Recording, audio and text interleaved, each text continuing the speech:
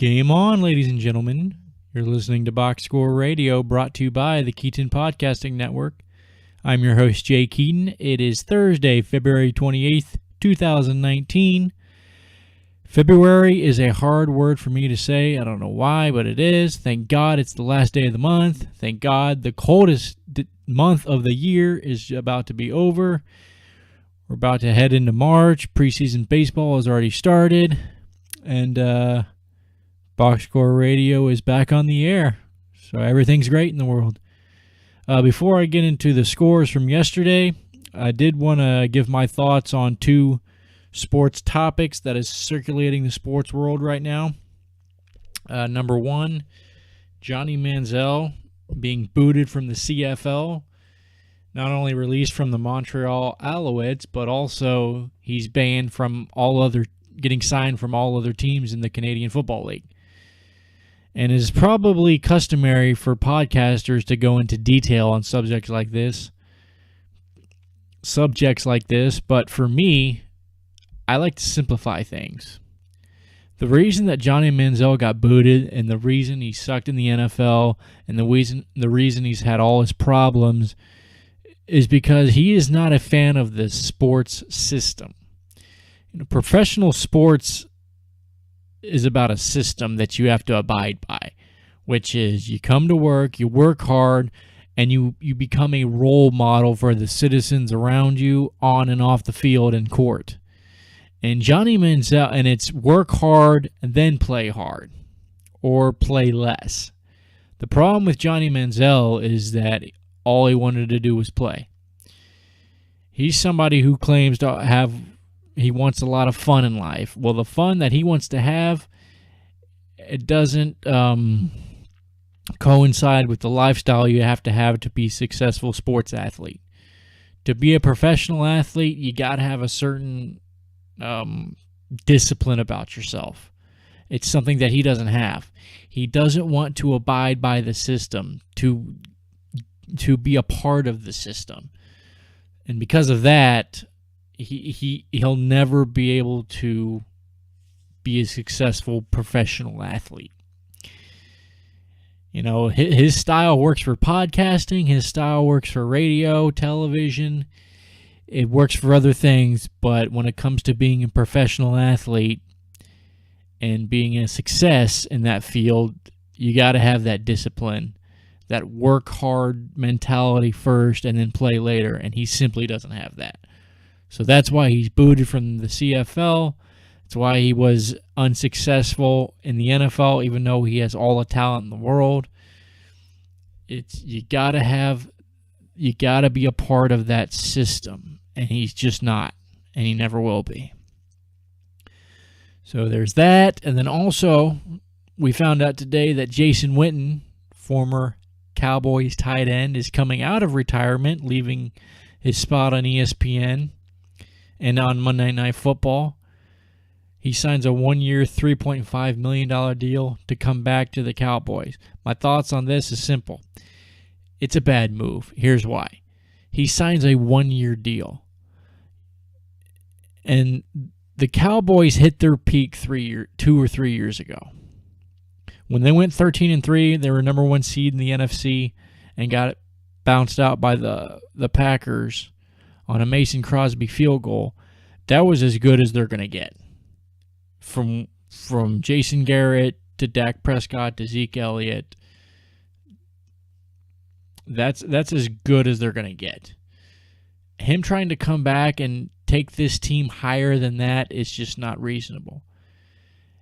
And the fact that you're signing a 1-year deal, you're 1 year out of the game, you come back for 1 year, you're not going to go anywhere else. That's pretty obvious. You never played for anybody else in your 10-plus years.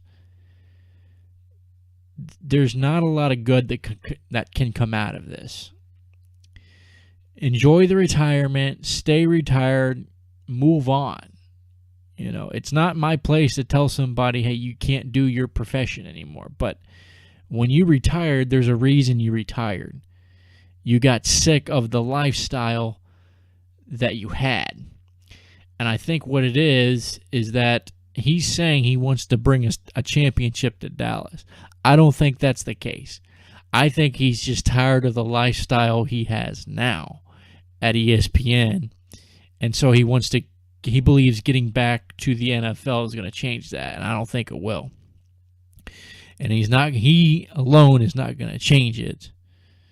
Because Dak Prescott isn't really the problem. It's Jason Garrett.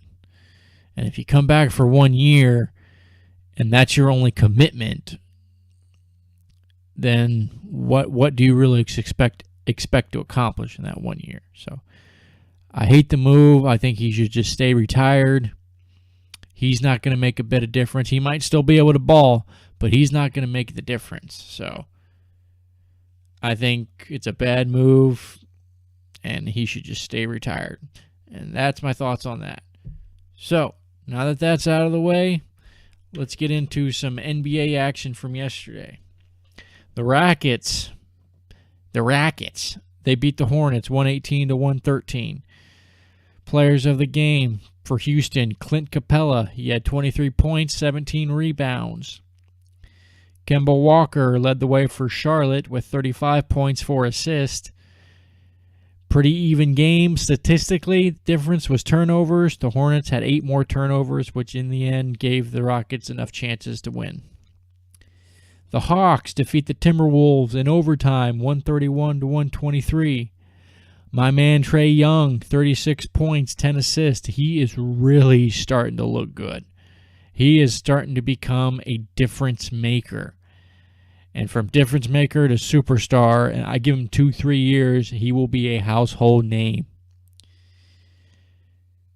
For the Timberwolves, Karl Anthony Towns, he himself is becoming a superstar. 37 points, 18 rebounds.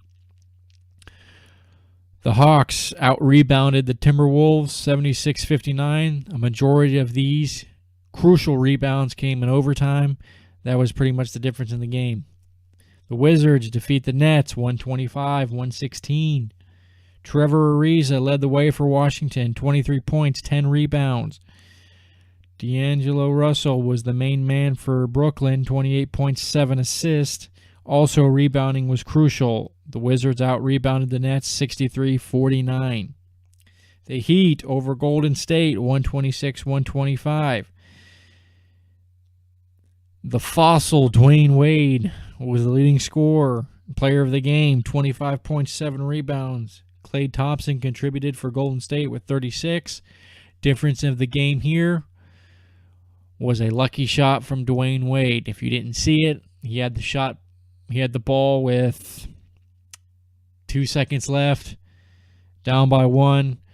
He goes for the shot. It gets blocked, knocked out of his hand. He catches it with like 0.5 left and just throws up a prayer, and it goes in. Reminiscence of Rajon Rondo's game winner earlier this year. But it was a good win for the Heat. Bad loss for the Warriors. Bulls over the Grizzlies, 109-107.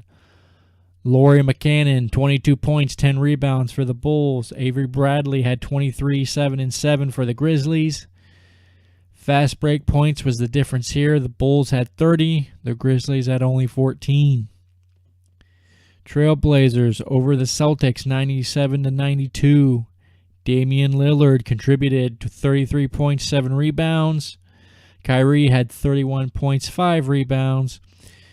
Pretty even statistically. The difference, free throws. The Trailblazers were 15 of 20 from the freebie line. The Celtics were only 7 of 10. Those 8 extra shots were, in the end, the difference. And the Celtics have now lost 4 straight games. They're on their way to a collapse. Spurs over the Pistons, 105-93. DeMar DeRozan led the way with 17 points, 13 rebounds. Blake Griffin had 17, 7 and 7. Field goal percentage was key here, and the Spurs shot 52%. Pistons only shot 36%. Huge difference. Free throws were the difference in the game. The Spurs were 12 of 17. The Pistons shot well, but they were only 6 of 7. Those 6 extra freebies ended up being the difference. Mavericks over the Pacers, 110-101. Luka, the incredible foreigner Doncic, 26 points, 10 rebounds. This kid is a stud. Just had his 20th birthday. He's going to end up being an all-star. I think he was an all-star this year, but he's going to be a superstar before you know it. Another guy who's really coming into his own for the Pacers, Bojan Bogdanovic, 22 points, 4 rebounds. He was the leading man. 3-pointers was the only key here. The only difference here, the Mavericks shot 16 of 37. The Pacers were 10 of 28. All right. The Jazz defeat the Clippers 111-105. Donovan Mitchell led the way for the Jazz, 32 points, 4 rebounds, 4 assists. For the Clippers, Montrezl Harrell had 16 points, 8 rebounds. 3-point shooting was big for Utah, 11 of 34. They also out-rebounded the Clippers 67-56. Those were the key stats of the game. The Bucks over the Kings, 141-140. I believe this was also an overtime game. Yeah, that was also an overtime game. Eric Bledsoe, 26, 13, and 12. What a night. That's a triple-double for those of you who know anything about basketball. Buddy Hield led the way for the Kings, 32 points, 6 rebounds. Milwaukee still number 1 in the East, and later on, I will give you an update on the NBA standings. And finally, the Lakers over the Pelicans, 125-119. LeBron led the way, 33 points, 10 assists. For the Pelicans, Julius Randle was the leading scorer. He had 35 points. Anthony Davis only had 22. Again, please sit him. Do not play him. He doesn't want to play. I don't care how good he is. You cannot play a player who has openly said, I don't want to be here. Turnovers were really the only key stat. Pelicans had 13, Lakers at 8. Those 5 extra mess-ups were really the difference there. Otherwise, it was pretty even statistically. All right, NBA standings. I haven't done an update on this in a while. Eastern Conference, number 1, Milwaukee, 47-14 on the season. They now have a 2.5-game lead over Toronto, who is 45-17. Third, you got Indiana, then Philadelphia, 5 Boston, 6 Brooklyn, 7 Detroit at 29-31, and number 8 Charlotte at 28-33. Following Charlotte, you got Orlando, Miami, and Washington. I don't see much of a difference between 6 through 1. I think those teams are pretty much in. Detroit and Charlotte, I wouldn't be surprised if Detroit got knocked out, honestly. Orlando, I could see squeaking in, and in Miami, if they can get a little bit of momentum and start a run here, who knows what they can do. And the worst team in the Eastern Conference, the Knicks, 13-48 on the season, 34 games out of first place. Western Conference, Golden State has a half-game lead over Denver. Golden State's at 43-18. Denver's at 42-18, followed by Oklahoma City, Portland, and Houston. And number 6, you got Utah, 7 San Antonio, and 8 LA. Right on the heels of LA is Sacramento, the Lakers, and Minnesota. The Clippers I could see getting bounced out. I think San Antonio will end up getting in there at 7 or 8, but they're going to get bounced out first round. And the Lakers, if they can get a run and get some momentum going, can possibly get the 8 seed, but they're not going to get any higher than that. And the last place, Phoenix, is officially the first team to be eliminated from the playoffs. They're 12-50 on the season. Mathematically, they cannot come back 31.5 games behind first place. And that takes care of the NBA from yesterday. College men's basketball. Number 2, Virginia defeats Georgia Tech 81-51. Field goal percentage was key here. Virginia shot 55%, and Georgia Tech shot 37%. From downtown, Virginia was 53%, and they also out-rebounded Georgia Tech 41-21. Just a dominating performance. Number 7, Tennessee squeaks by Ole Miss 73-71. Grant Williams was leading scorer of Tennessee. He had 21 points, 6 rebounds. This game was decided by a crucial offensive foul in the final seconds. A lot of the sports networks listed this as questionable call or controversial, but if you actually watched it, you saw it was a clear offensive foul. The Ole Miss coach saw it. He throws his jacket. He's yelling at the ref, but anybody who knows anything about basketball could see that and say clearly Tennessee's defender was in position. It was a clear offensive foul, no question. Number 8, Houston over East Carolina, 99-65. Villanova upsets number 10 Marquette. If you could really call it an upset, even though Villanova is not ranked, they're still Villanova. They're still a great basketball team. Free throws were key here. 18 of 26 was Villanova. Marquette was only 6 of 10. Marquette also turned the ball over 18 times to Villanova's 7, which was in the end the difference. Number 11, Texas Tech over Oklahoma State. 84-80 in overtime. And we have a first here at Box Score Radio.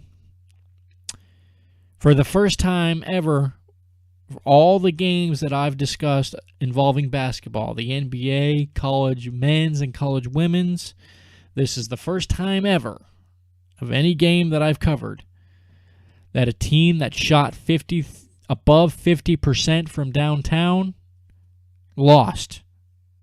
Oklahoma State was 53% from three-point land, and Texas Tech was 15%, and somehow, someway, Texas Tech was able to win this game. So, I said 99 times out of 100. I didn't say every time, but 99 times out of 100, and this was the one time that a team shoots 50% from downtown. They usually win, but this was that one time. Number 12, Nevada over UNLV, 89-73. Number 14, Purdue over Illinois, 73-56. Penn State upsets number 17, Maryland, 78-61. And number 23, Cincinnati, nudges by SMU, 52-49. All right, let's go ahead and run through the NHL scores from yesterday. Maple Leafs over the Oilers, 6-2. Flames over the Devils, 2-1. Lightning in overtime beat the Rangers 4-3. The Avalanche beat the Canucks 3-2 in a shootout.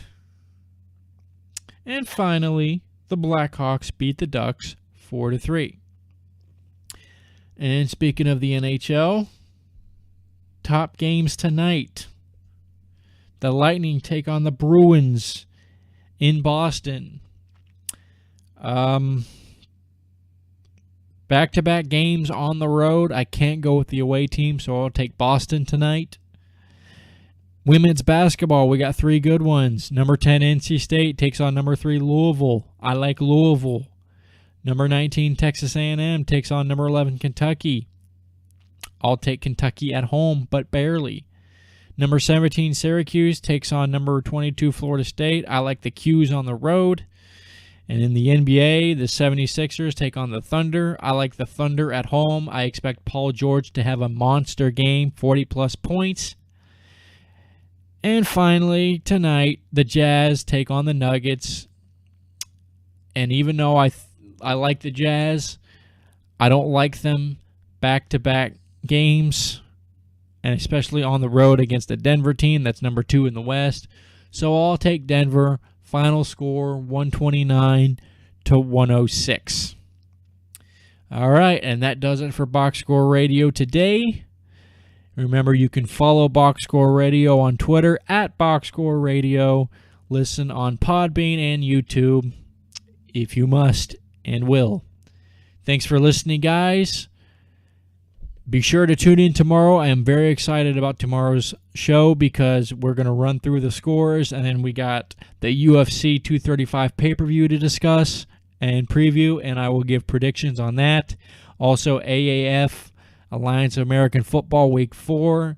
And we got lots of good college basketball. So make sure you tune in tomorrow, guys. And I will catch you.